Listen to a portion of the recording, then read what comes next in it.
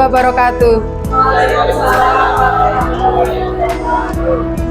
Alhamdulillahirabbil alamin, pada siang hari ini kita dapat bertemu dengan keadaan yang sehat. Bapak Ibu guru, pertama-tama marilah senantiasa kita haturkan puji syukur karena pada siang hari ini kita dapat bertemu dalam acara desiminasi aksi nyata modul 1.4 budaya positif. Terima kasih kepada Bapak Ibu guru yang sudah meluangkan waktu untuk membersamai saya dalam aksi nyata modul 1.4 budaya positif. Bapak Ibu, perkenankanlah saya calon CGP Angkatan 11 Kabupaten Temanggung untuk memaparkan tentang budaya positif. Sebelum kita mulai, marilah kita ice breaking dulu supaya tambah semangat. Monggo Bapak Ibu untuk berdiri untuk kita bernyanyi bersama tentang dimensi fil pelajar Pancasila. Ya, Bapak Ibu guru bisa sambil berjoget.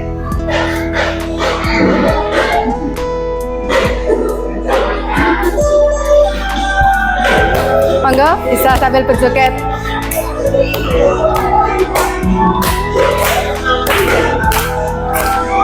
Baca Pancasila, beriman dan bertakwa pada Tuhan Yang Esa dan berakhlak mulia, berkebinekaan global, gotong royong mandiri, kreatif dan bernalar kritis, beriman dan bertakwa pada Tuhan Yang Esa dan berakhlak mulia, berkebinekaan global, yang mandiri, kreatif dan bernalar kritis.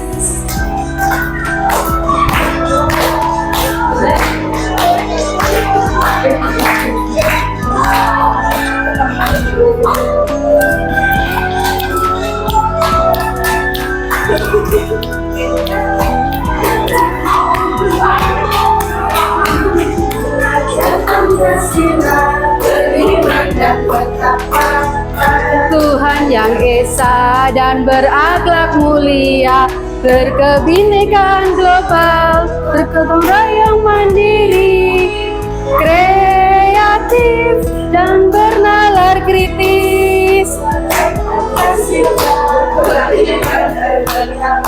pada Tuhan Yang Esa dan berakhlak mulia, berkebinekaan global, gotong royong mandiri, kreatif dan bernalar kritis. Oke, tepuk tangan untuk Bapak Ibu guru semua.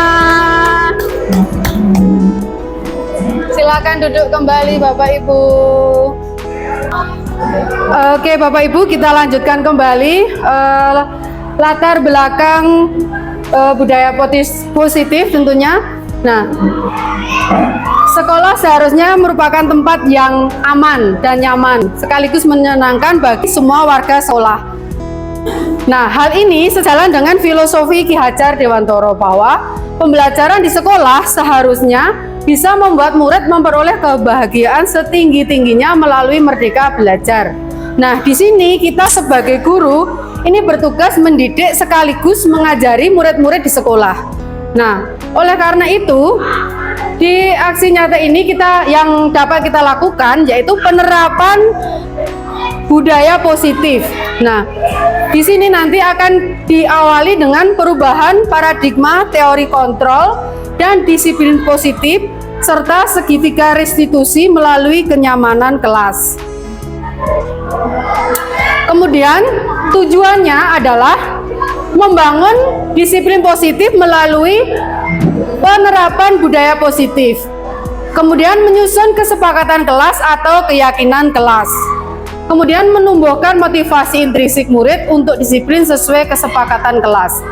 Kemudian mewujudkan pembelajaran yang berpihak pada murid. Selanjutnya menumbuhkan budi pekerti mengajak murid mencari solusi dari suatu masalah. Nah, di sini Bapak Ibu membangun disiplin positif melalui penerapan budaya positif.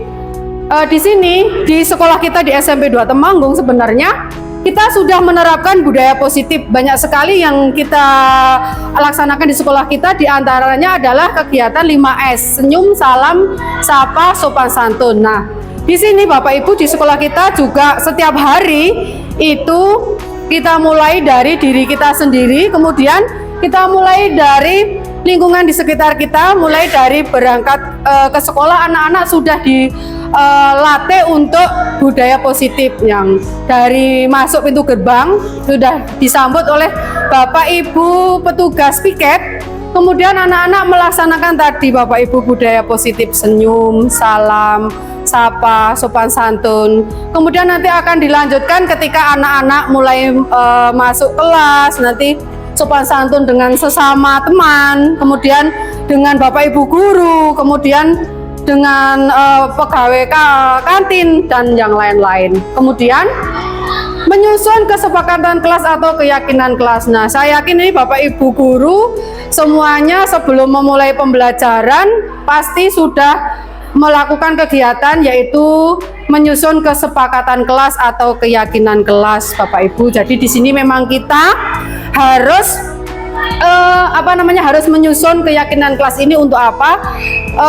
Untuk memantau atau sebagai langkah awal kita, bagaimana nanti kita selama dalam kurun 1 semester ini kita akan mendidik anak-anak kita ini yang sesuai dengan filosofi Ki Hajar Dewantara tadi itu, berpihak ke anak, mendidik anak sesuai dengan kodrat zaman dan kodrat alam.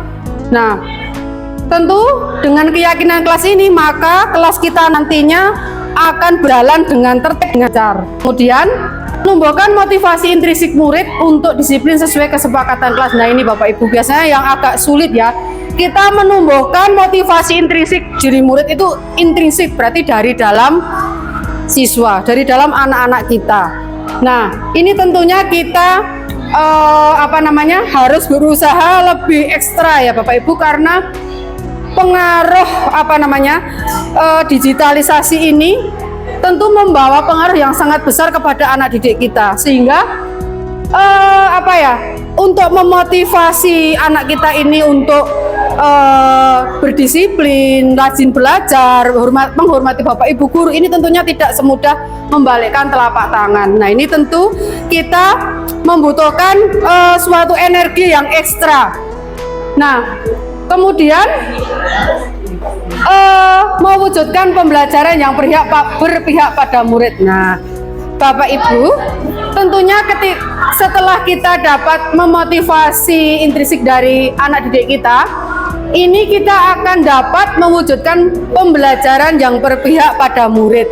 Nah, kemudian menumbuhkan budi pekerti. Nah, budi pekerti yang seperti apa?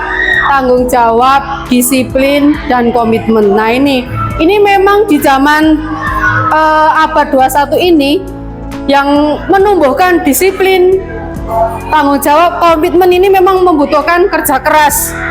Nah, kemudian mengajak murid mencari solusi dari suatu masalah. Nah, ini Bapak Ibu, jadi nanti diharapkan di budaya positif nanti kita dapat menumbuhkan mencari solusi dari suatu masalah. Selanjutnya, tolak ukur. Terbentuknya keyakinan kelas melalui kegiatan kesepakatan kelas yang dilakukan wali kelas dan siswa. Nah, Bapak Ibu, jadi kita membentuk keyakinan kelas ini, kita harus lakukan wali kelas dengan siswa, atau kalau Bapak Ibu guru mapel itu Bapak Ibu guru mapel dengan siswa Bapak Ibu. Kesepakatan kelas seperti apa yang Bapak Ibu kehendaki, sehingga kelas Bapak Ibu nanti akan berjalan sesuai yang Bapak Ibu kehendaki. Kemudian siswa mampu menerapkan dan menjalankan keyakinan kelas yang dibuat. Nah, ini Bapak Ibu, tolak ukur di sini adalah membuat keyakinan kelas itu ya harus bisa dilaksanakan oleh yang membuat, yaitu adalah guru dan siswanya. Jadi tidak hanya sekedar kita membuat keyakinan kelas tapi anak didik kita ataupun kita tidak bisa melaksanakan. Jadi selanjutnya peserta didik dapat mengaplikasikan nilai-nilai profil pelajar Pancasila secara berkesinambungan dalam proses belajar. Nah ini Bapak Ibu, mengaplikasikan profil pelajar Pancasila yang tadi kita nyanyikan, beriman, bertakwa kepada Tuhan Yang Maha Esa dan berakhlak mulia dan sebagainya. Nah ini bagaimana anak didik kita itu dapat mengaplikasikan dalam kehidupan sehari-hari. Bagaimana bertutur kata dengan Bapak Ibu guru, bagaimana dengan karyawan TU, bagaimana dengan tenaga kependidikan. Jadi anak-anak itu tidak hanya bersosialisasi dengan Bapak Ibu guru, tetapi dengan semua warga sekolah.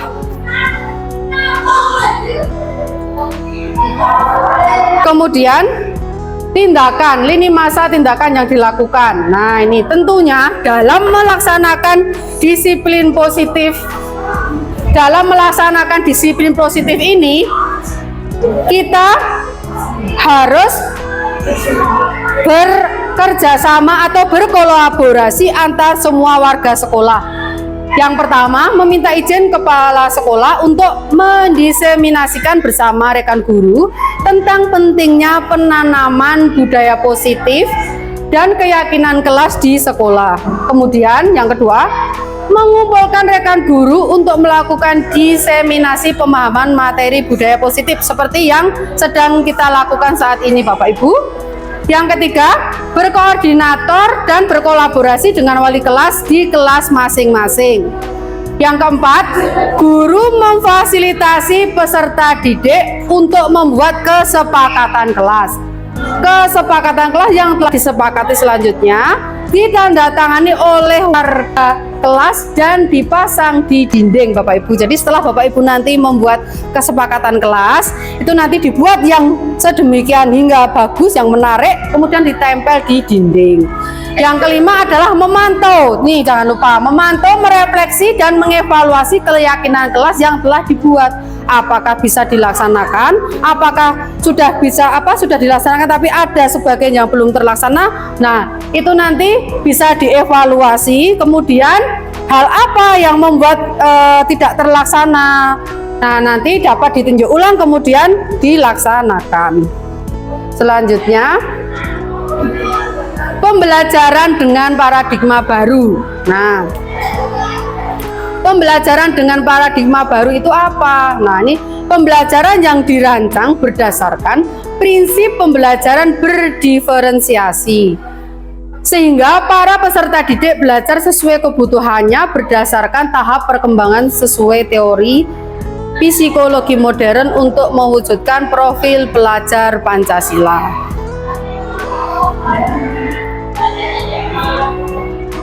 Nah, kemudian paradigma itu apa toh? Oh, suatu keyakinan atau kepercayaan yang mendasari seseorang dalam melakukan segala tindakan.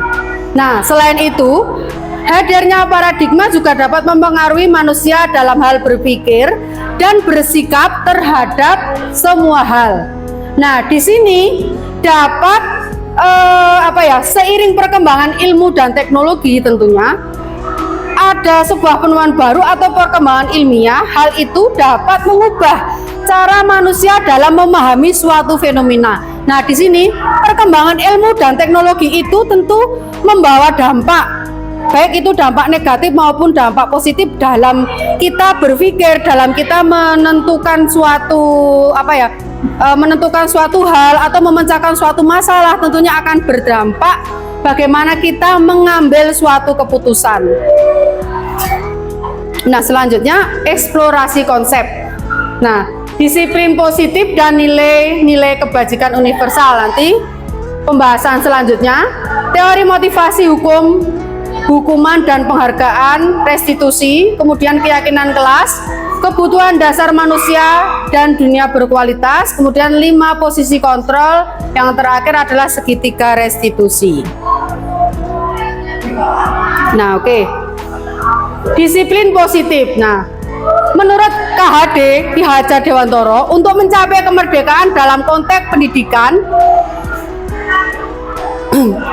untuk menciptakan murid yang merdeka, syarat utamanya adalah harus ada disiplin yang kuat. Nah, disiplin yang dimaksud adalah disiplin diri yang memiliki motivasi internal. Nah, dengan kata lain, seseorang yang memiliki disiplin berarti mereka harus bertanggung jawab terhadap apa yang dilakukannya.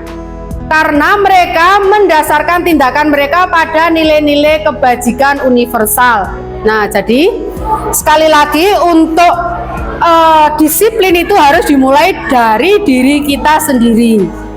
Kemudian dari diri kita nanti akan timbul ini tadi tindakan atau nilai-nilai kebajikan universal. Sebagai pendidik, tujuan kita adalah menciptakan anak-anak yang memiliki disiplin diri, sehingga mereka bisa berperilaku yang mengacu pada nilai-nilai kebajikan universal dan memiliki motivasi intrinsik bukan ekstrinsik. Nah, jadi makna disiplin positif yang dikemukakan KHD maupun Dean Goosen, di mana kedua pakar pendidikan mengartikan disiplin merupakan bentuk kontrol diri, yaitu belajar untuk kontrol diri agar dapat mencapai suatu tujuan yang mulia. Nah, tujuan mulia ini mengacu pada nilai-nilai atau prinsip-prinsip mulia yang dianut seseorang. Nah, di sini kita namakan nilai-nilai tersebut sebagai nilai-nilai kebajikan universal. Nah, nilai-nilai kebajikan universal ini kita sepakati bersama lepas dari suku, bangsa, agama, bahasa maupun latar belakang yang berbeda. Nah, ini Bapak Ibu contohnya. Apa saja toh nilai-nilai kebajikan itu? Contoh nilai kebajikan suatu organisasi atau institusi adalah seperti ini. Profil pelajar Pancasila tadi sudah kita nyanyikan ya. Beriman, bertakwa kepada Tuhan Yang Maha Esa dan berakhlak mulia. Berkebinekaan global, bergotong royong, mandiri, bernalar, kritis dan kreatif. Nah, kemudian sesuai dengan IBO Primary Reserve Program PYP itu di situ nilai-nilai kebajikannya ada toleransi, ada kerjasama, percaya diri, kemudian komitmen, hormat, integritas, mandiri, menghargai, antusias, empati, keingintahuan, kreativitas, kerjasama, percaya diri, dan komitmen. Nah, kemudian yang keterampilan hidup life skill. Coba Bu Indama, saya minta untuk dibacakan yang keterampilan hidup life skill. Dapat percaya, tulus hati, benar-benar aktif, tidak merendahkan orang lain, dan memberikan yang terbaik dari sini. Oke, terima kasih Bu In. Jadi keterampilan hidup life skill ini dapat dipercaya, luruh hati, pendengar aktif, tidak merendahkan orang lain, memberikan yang terbaik dari diri. Nah, ini Bapak Ibu, biasanya pendengar yang aktif itu agak sedikit sulit ya. Pendengar yang aktif itu kita mau sebagai pendengar tapi aktif. Dalam artian itu kita mendengarkan, aktif ya kita misalnya apa ya, teman kita memaparkan suatu gagasan baru, mungkin kita bisa menanggapinya. Itu ya dinamakan apa namanya, pendengar aktif ya. Kemudian misalnya kalau teman kita baru dalam kesusahan misalnya, nah kita memberikan solusi. Nah, kemudian tidak merendahkan orang lain, memberikan yang terbaik dari diri. Nah, ini Bapak Ibu, jadi sebagai guru kita memberikan yang terbaik untuk anak didik kita. Nah, ya toh. Jadi kalau anak didik kita ada masalah ya, kita tidak langsung wah kok kamu salah, tidak langsung menyalahkan, tetapi bagaimana cara kita menggali anak didik kita, kenapa kok bisa seperti ini, kita cari dulu latar belakangnya, kemudian kita gali lebih dalam sehingga kita akan memberikan yang terbaik dari diri kita itu tadi, memberikan solusi, kemudian sehingga masalah tersebut akan teratasi. Nah, ini ada lagi nih petunjuk hidup ini Bapak Ibu, ini gambar, coba ini Mbak Bu In lagi. Ini gambar apa kira-kira Bu In?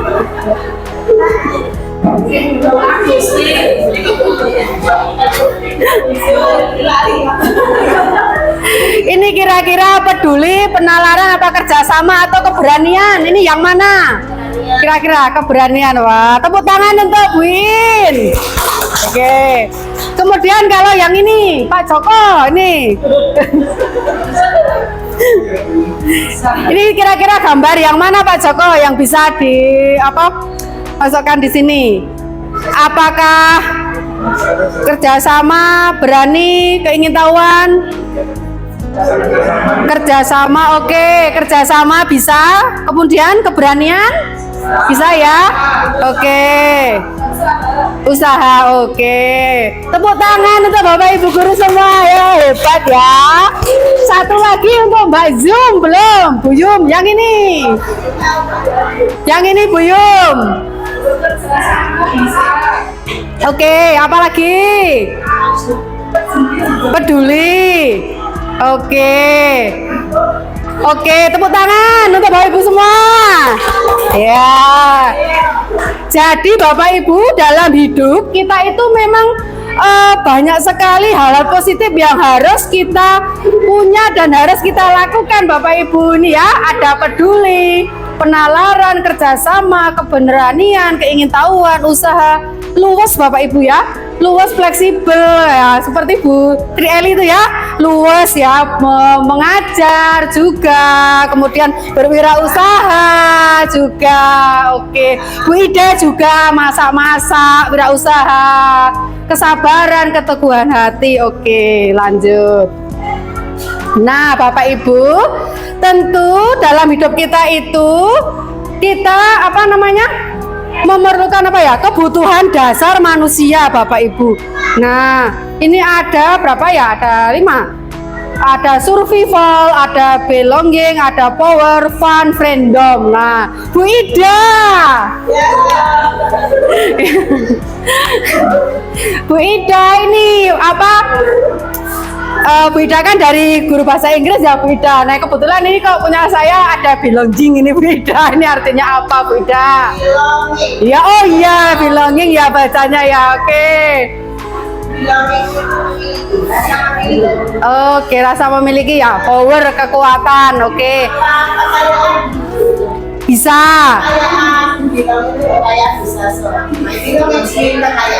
Oke, thank you Bu Ida.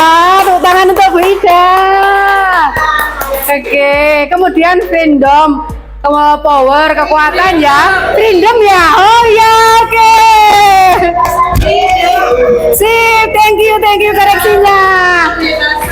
Oh iya, good Putri Yulida. Jadi kebutuhan dasar manusia adalah segala sesuatu yang kita lakukan untuk mendapatkan apa yang kita inginkan. Nah, keseluruhan tindakan yang kita lakukan memiliki tujuan tertentu dan semua usaha terbaik yang kita lakukan adalah dalam rangka agar kebutuhan dasar kita terpenuhi dengan baik.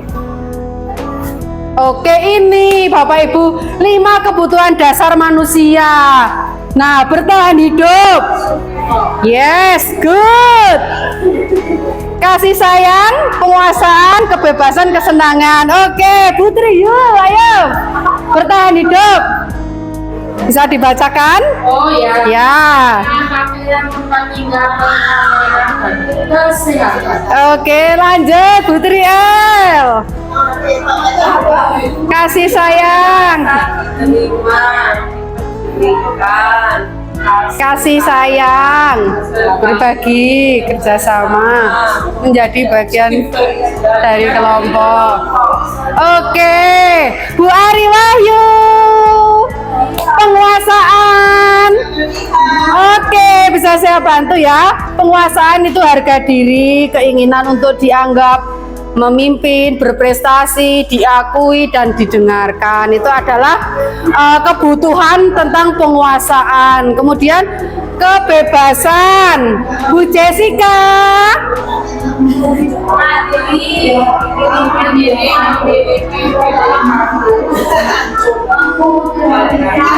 Oke, kebebasan mandiri, memiliki pilihan untuk mencoba hal baru, mampu mengendalikan arah dirinya. Oke, yang terakhir Bu Ida, ya Bu Ida yang terakhir. Bu Ida bisa maju ke depan. Oke. Bermain, rumah, Tertawa, cari kesenangan, antusiasme, kuliner, healing, wisata. Oke, tepuk tangan untuk Bapak Ibu guru semua. saya suka kesenangan. Oh ya, ya. Kuliner. Oke, sepertinya untuk yang kesenangan terakhir ini sangat cocok sama Bu Ida ya. Oke.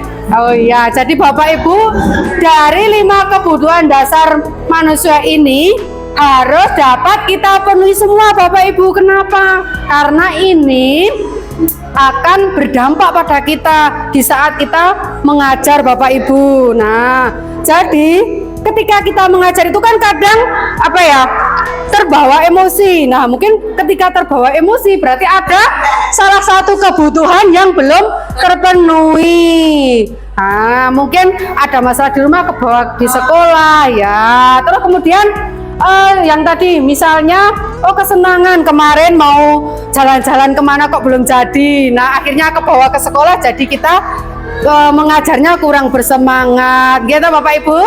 Nah, untuk itu 5 kebutuhan dasar ini Bapak Ibu harus kita penuhi, demikian juga dengan anak-anak kita Bapak Ibu.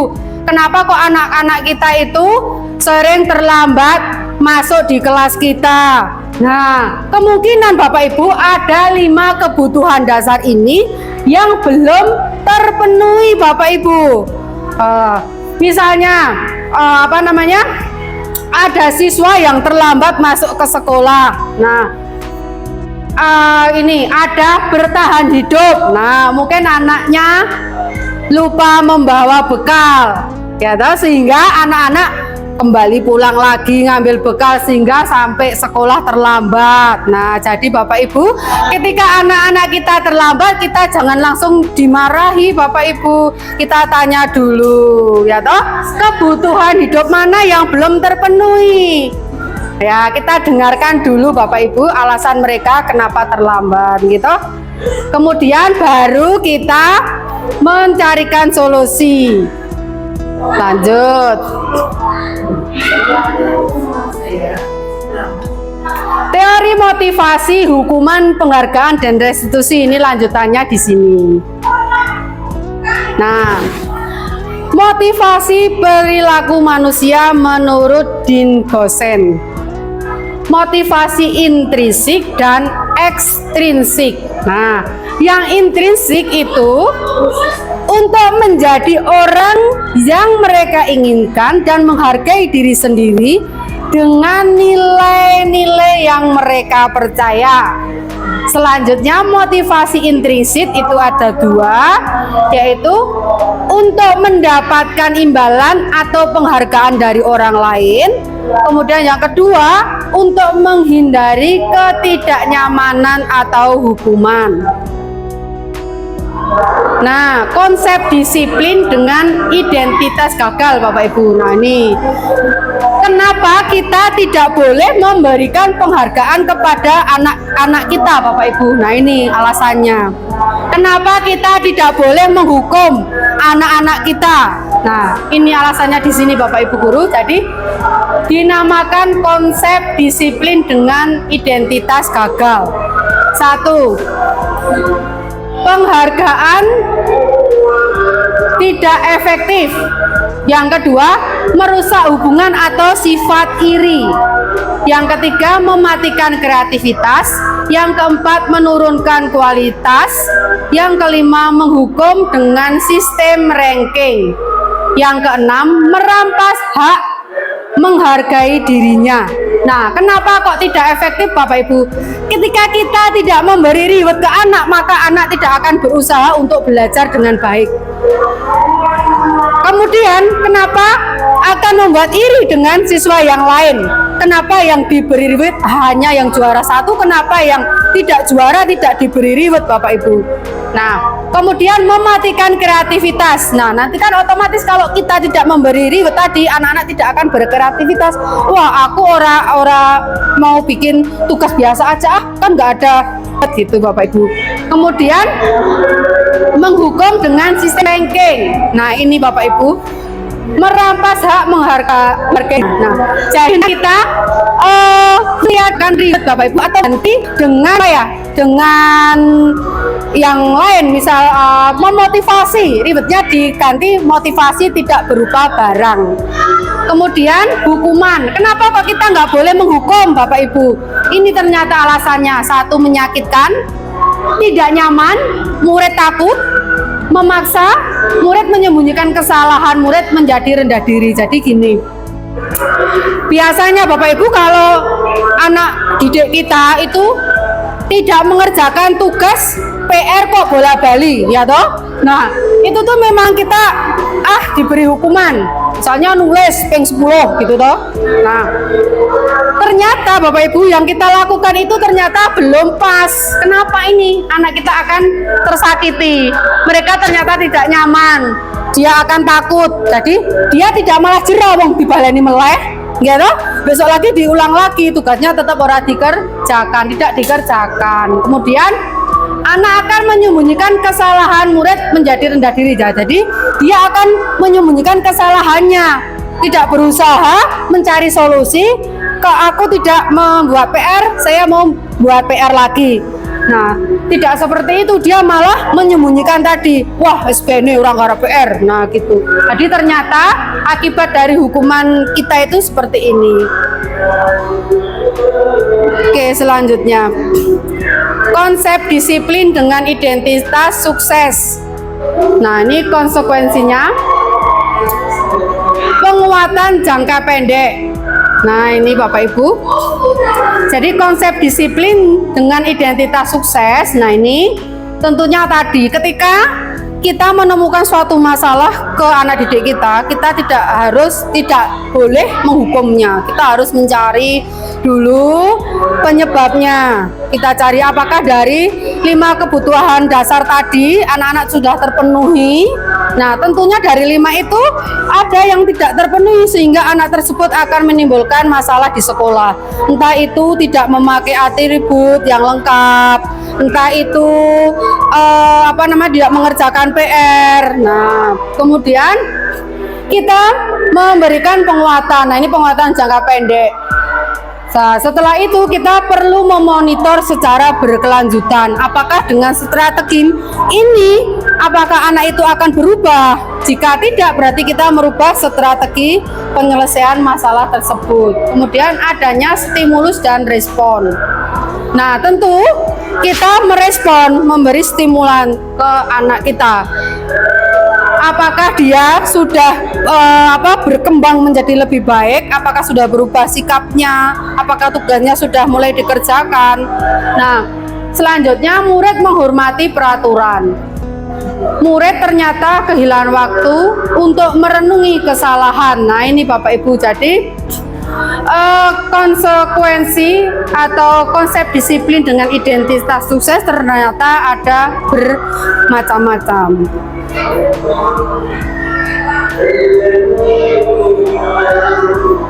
Kemudian konsep disiplin dengan identitas sukses restitusi.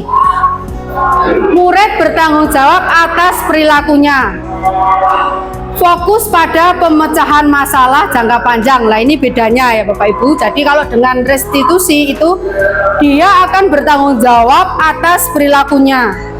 Fokus pada pemecahan masalah jangka panjang. Kemudian murid akan menghormati dirinya dan orang lain. Kemudian dapat mengontrol dirinya yang memegang kontrol, tentu dia akan mengontrol dirinya. Murid bersemangat memperbaiki kesalahan. Jadi dalam kita mengatasi suatu permasalahan siswa, kalau dengan teori restitusi dampaknya akan jangka panjang Bapak Ibu. Dan akan membuat anak itu mengontrol dirinya sendiri, memperbaiki kesalahan dari yang sudah dia lakukan. Kemudian konsep disiplin pendekatan restitusi. Nah, restitusi itu apa toh? Proses restitusi adalah proses menciptakan kondisi bagi murid untuk memperbaiki kesalahan mereka sehingga mereka dapat kembali pada kelompok mereka dengan karakter yang lebih kuat. Nah, ini menurut Gosen 2004. Ciri-ciri restitusi. 1. Bukan menebus kesalahan tetapi belajar dari kesalahan. Nah, ini Bapak Ibu. Jadi kita membiasakan ke anak didik kita bahwa anak itu tidak kita tidak mengajarkan bahwa dia untuk menebus kesalahannya, tetapi belajar dari suatu kesalahannya.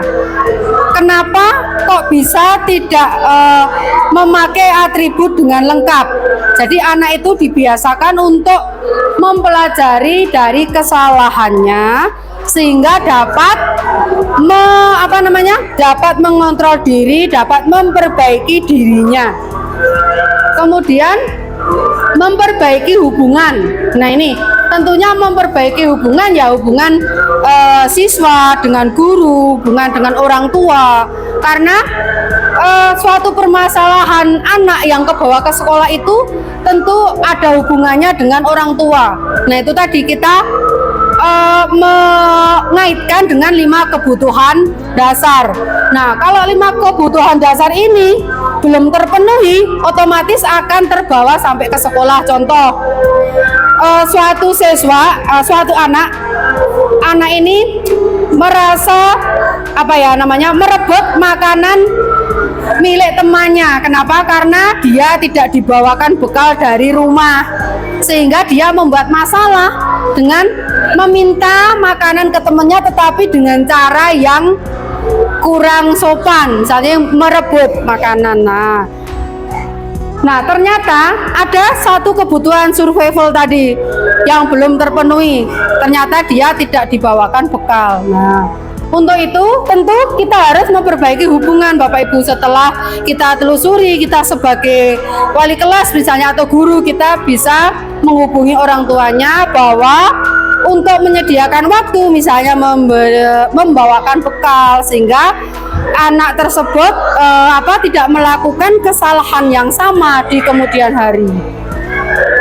Kemudian tawaran bukan sapaan. Nah, menuntun untuk melihat ke dalam dirinya. Nah, ini kita menuntun untuk melihat ke dalam dirinya, yaitu kita menggali potensi dari anak tersebut, bahwa dia itu bisa gitu loh. Membuat kesalahan nggak apa-apa, wajar. 1-2 kali membuat kesalahan itu nggak apa-apa, boleh ya toh. Tetapi kamu bisa dengan berbuat yang lebih baik gitu.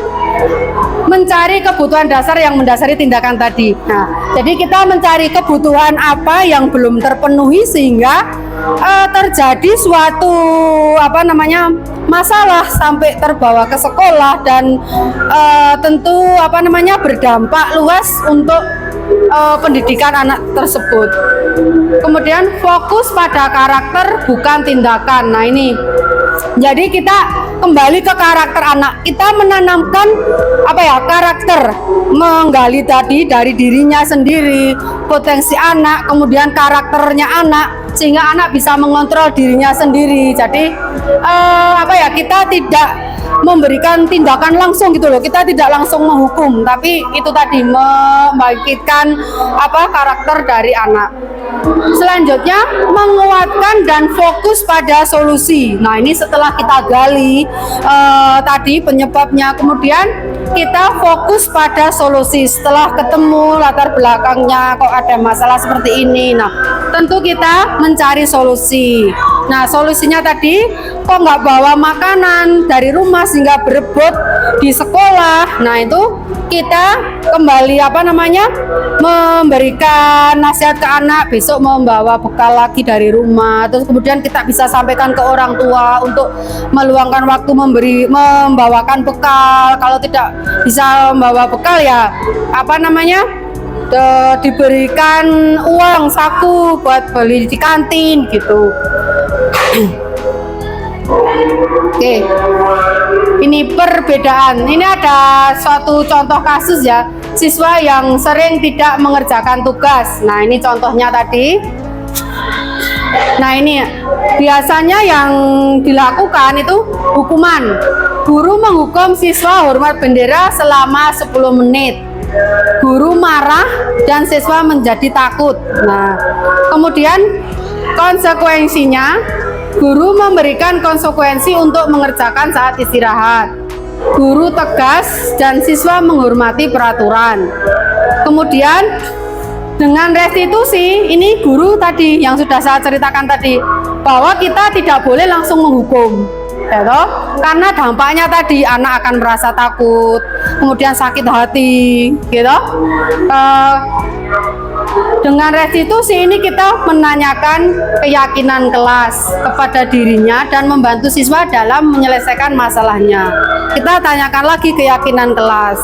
Kira-kira keyakinan kelas yang mana yang sudah dilanggar gitu, yang menjadi kesepakatannya kemarin. Terus itu tadi kita mencari latar belakangnya tadi dengan 5 kebutuhan dasar tadi. Kemudian guru terbuka dan siswa menghormati dirinya dan orang lain. Nah, ini karena dengan restitusi ini nanti dampak yang ke siswa itu akan jangka panjang, Bapak Ibu. Jadi anak akan lebih bisa mengontrol dirinya sendiri, kemudian lebih menghormati dirinya sendiri. Kalau sudah menghormati dirinya sendiri kan terus ke orang lain, ke Bapak Ibu guru dan lingkungan di sekitarnya. Nah, 5 posisi kontrol restitusi tadi. Ada penghukum, pembuat merasa bersalah, teman, pemantau, dan manajer. Nah, seharusnya kita itu di posisi mana? Nah, apa yang akan Bapak dan Ibu guru lakukan jika mendapati siswa kita melanggar aturan atau melakukan sesuatu hal yang tidak semestinya? Oke, Bapak Ibu, dengan pertanyaan ini, adakah Bapak Ibu yang mau memberikan pendapatnya? Apa yang Bapak Ibu akan lakukan jika mendapati siswa di kelas Bapak Ibu melakukan suatu pelanggaran? Monggo, Bu Fitri. Di kelas Bu Fitri ada siswa Bu Fitri tidak mengerjakan tugas. Apa yang akan Ibu Fitri lakukan? Yang pertama tentunya kita tanya dulu sebabnya kenapa anak tersebut tidak mengerjakan tugas. Setelah tahu sebabnya, kita tanya apa konsekuensi ya atau sesuai dengan kesepakatan kelas kalau mereka tidak mengerjakan tugas, konsekuensi apa yang akan diperoleh. Sudah? Oke, beri aplaus untuk Bu Fitri. Oke, berarti Bu Fitri sudah melaksanakan tadi ya restitusi ya. Oke, untuk Bu Fitri. Bu Ida bagaimana? Setuju dengan pendapatnya Bu Fitri? Oke. Kita lanjutkan. Contoh penerapan 5 posisi kontrol. Nah, kasusnya di sini siswa tidak memakai atribut lengkap saat mengikuti upacara bendera. Nah, di sini ini contoh kasus menghukum. Tadi kan ada 5 ya. Ada penghukum, pembuat merasa bersalah, teman sebagai teman, kita sebagai pemantau, kemudian manajer. Ini yang terakhir manajer ya.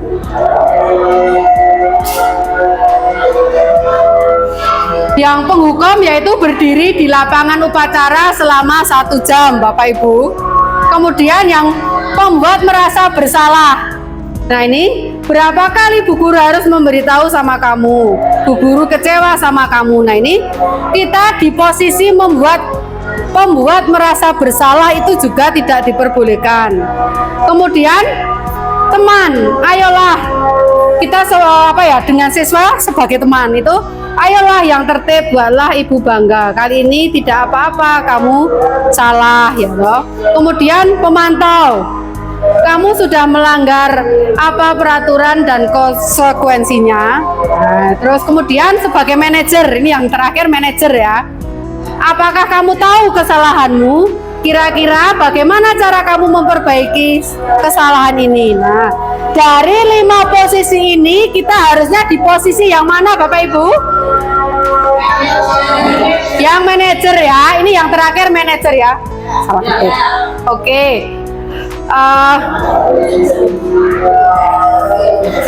Oke, selanjutnya ini contoh posisi kontrol. Bagaimana cara kita mengontrol kata-kata ke siswa kita. Nah, ini misalnya, ayolah lakukan demi Bapak Ibu ya, misalnya. Kemudian, apa rencanamu untuk menyelesaikan masalah ini? Gitu ya. Jadi kita menggunakan kata-kata yang yang positif, yang membangun dari diri siswa tersebut. Kemudian ayo lakukan, misalnya. Kemudian kamu tidak akan mendapat nilai jika tidak pernah mengerjakan tugas. Itu posisi kontrol.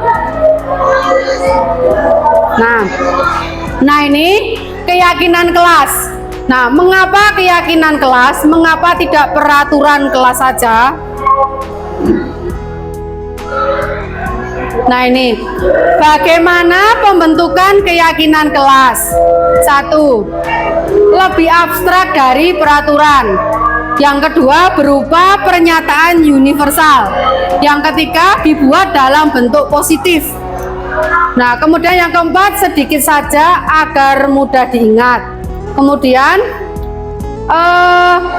dibuat dalam bentuk positif itu sesuai dengan kondisi kelas atau sekolah agar mudah diterapkan. Kemudian semua warga kelas dilibatkan saat membuat. Nah, jadi Bapak Ibu dalam membuat keyakinan kelas tentu kita harus melibatkan siswa. Kemudian diharapkan siswa itu membuat keyakinan kelas sendiri-sendiri, kemudian nanti kita kumpulkan jadi satu, kita rubah menjadi kalimat positif.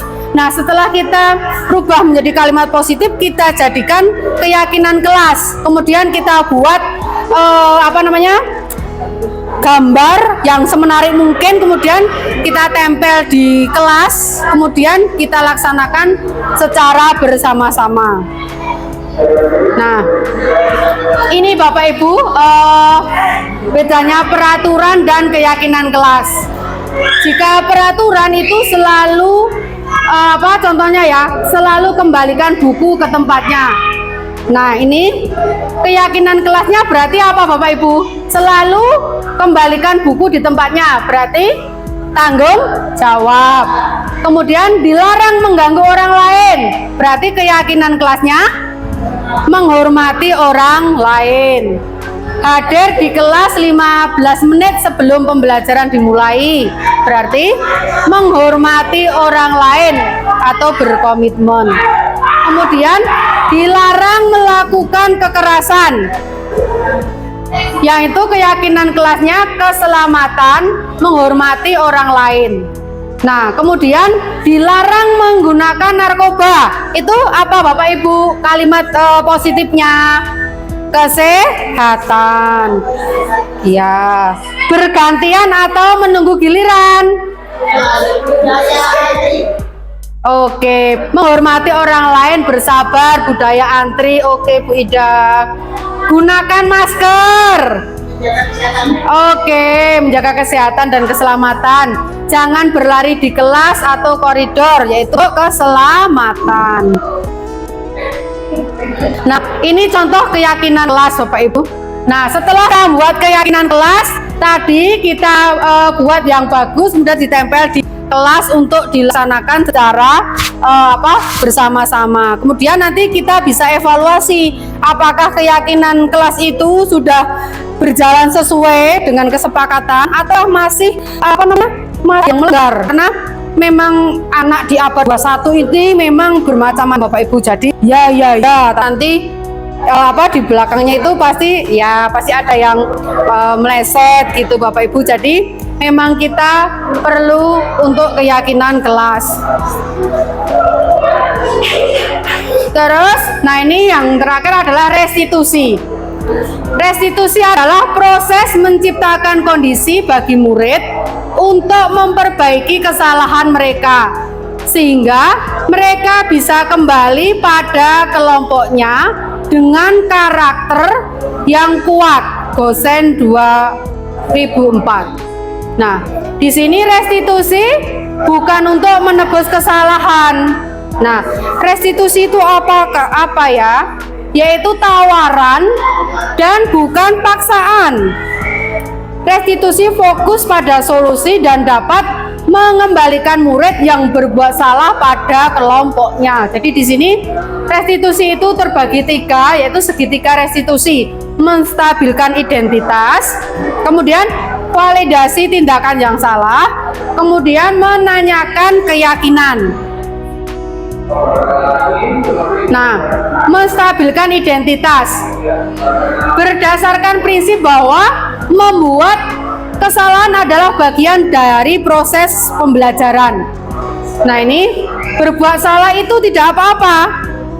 Nah, tidak ada orang yang sempurna. Kemudian ini saya juga pernah melakukan kesalahan seperti itu. Nah, ini namanya kalimat-kalimat yang menstabilkan identitas. Kemudian kita bisa menyelesaikan ini. Kemudian Bapak Ibu tidak tertarik mencari siapa yang salah, tetapi Bapak Ibu ingin mencari solusi dari permasalahan ini. Nah, kemudian ada lagi Bapak Ibu, kamu berhak merasa begitu. Nah, ini kata-kata menstabilkan identitas. Apakah kamu sedang menjadi teman yang baik buat dirimu sendiri? Nah, ini bisa kita sampaikan ke anak kita ketika mereka mengalami suatu masalah. Kemudian validasi tindakan yang salah. Nah, ini kita lakukan tentunya berdasarkan prinsip setiap perilaku berupaya memenuhi suatu kebutuhan tertentu. Nah, padahal kamu bisa melakukan yang lebih buruk dari ini ya, gitu loh. Jadi ketika anak kita berbuat suatu kesalahan itu kita bisa memvalidasinya. Ya toh?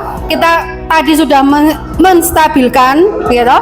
Kita bisa memvalidasi dengan kalimat yang membuat mereka nanti akan dapat mengontrol dirinya, membuat mereka sadar gitu loh. Jadi kayak kalimat kebalikan gitu loh. Nih, misalnya padahal kamu bisa melakukan yang lebih buruk dari ini ya, gitu. Kemudian kamu pasti punya alasan mengapa melakukan hal itu. Nah, misalnya begitu.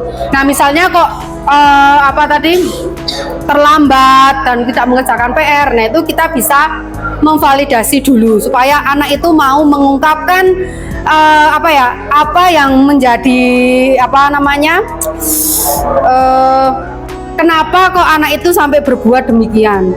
Kemudian kamu patut bangga pada dirimu sendiri karena kamu telah melindungi sesuatu yang penting buatmu. Nah, kemudian kamu boleh mempertahankan sikap itu, tapi kamu harus menambahkan sikap yang baru gitu.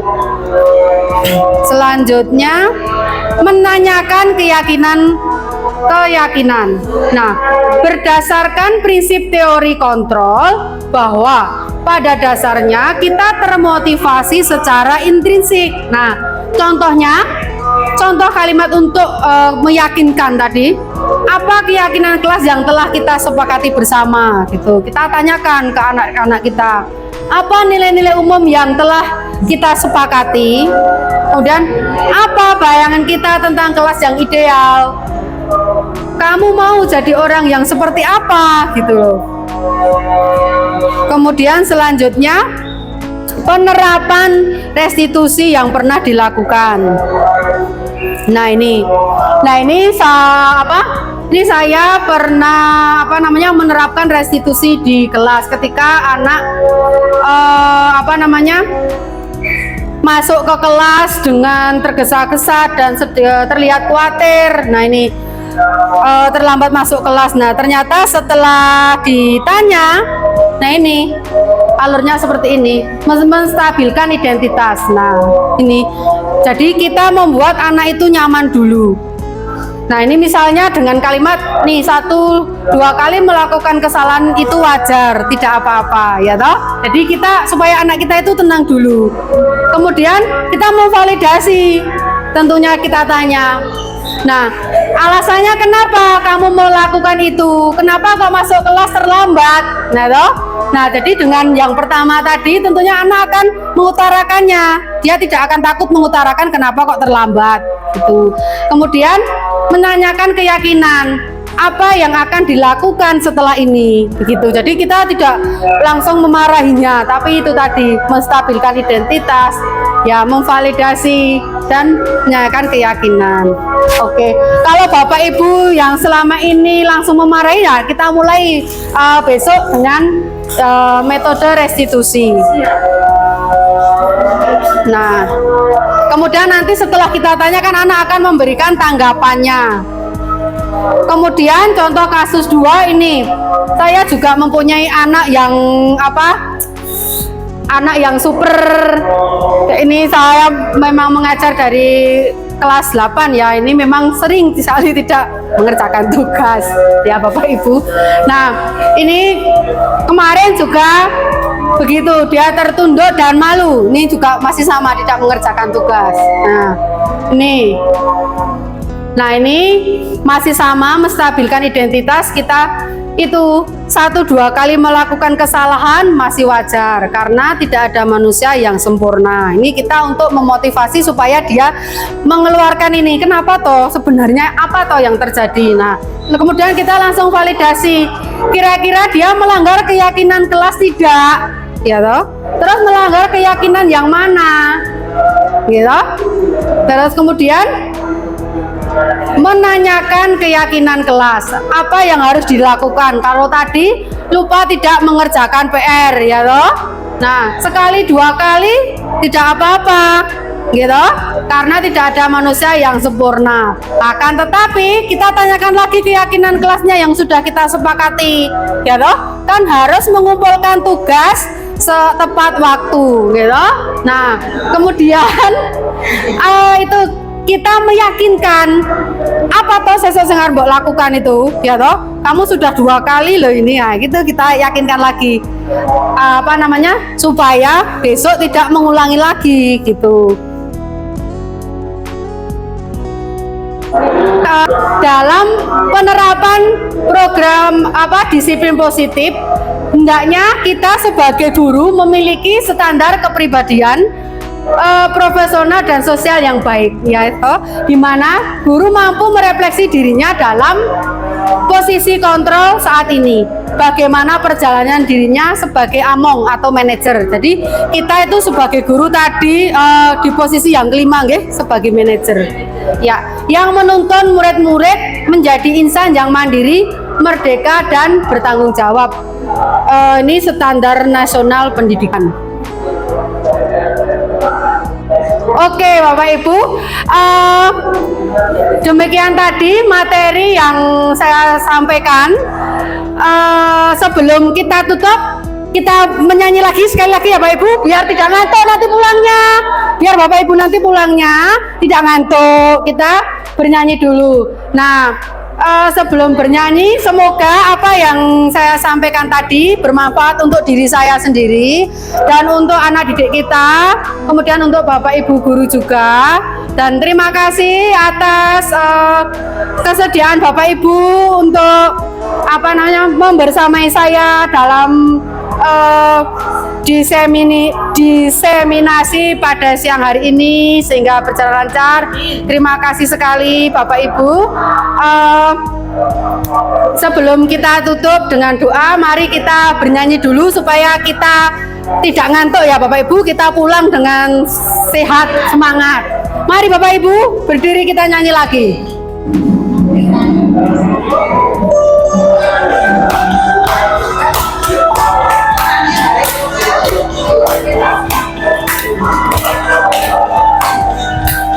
Belajar Pancasila, beriman beriman dan bertakwa pada Tuhan Yang Esa dan berakhlak mulia, berkebinekaan global, gotong royong mandiri, kreatif dan bernalar kritis, berpancasila, beriman dan bertakwa pada Tuhan Yang Esa dan berakhlak mulia, berkebinekaan global, gotong royong mandiri, kreatif dan bernalar kritis. Sekali lagi Bapak Ibu.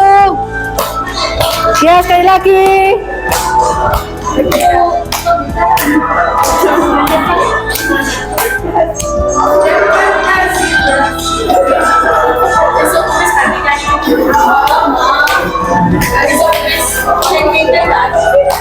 Belajar Pancasila, beriman dan bertakwa pada Tuhan Yang Esa dan berakhlak mulia, berkebinekaan global, gotong royong mandiri, kreatif dan bernalar kritis. Belajar Pancasila, beriman dan bertakwa pada Tuhan Yang Esa, berakhlak mulia, berkebinekaan global, gotong royong mandiri, kreatif dan bernalar kritis. Terima kasih Bapak Ibu. Mari kita tutup acara pada siang hari ini dengan berdoa. Duduk dulu Bapak Ibu, silakan duduk.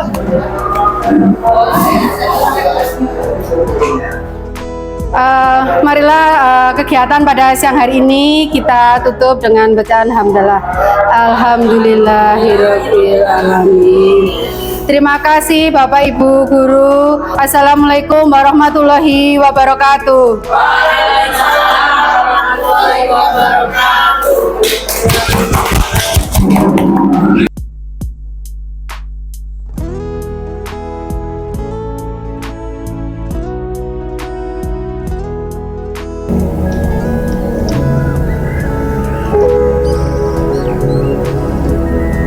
Assalamualaikum warahmatullahi wabarakatuh.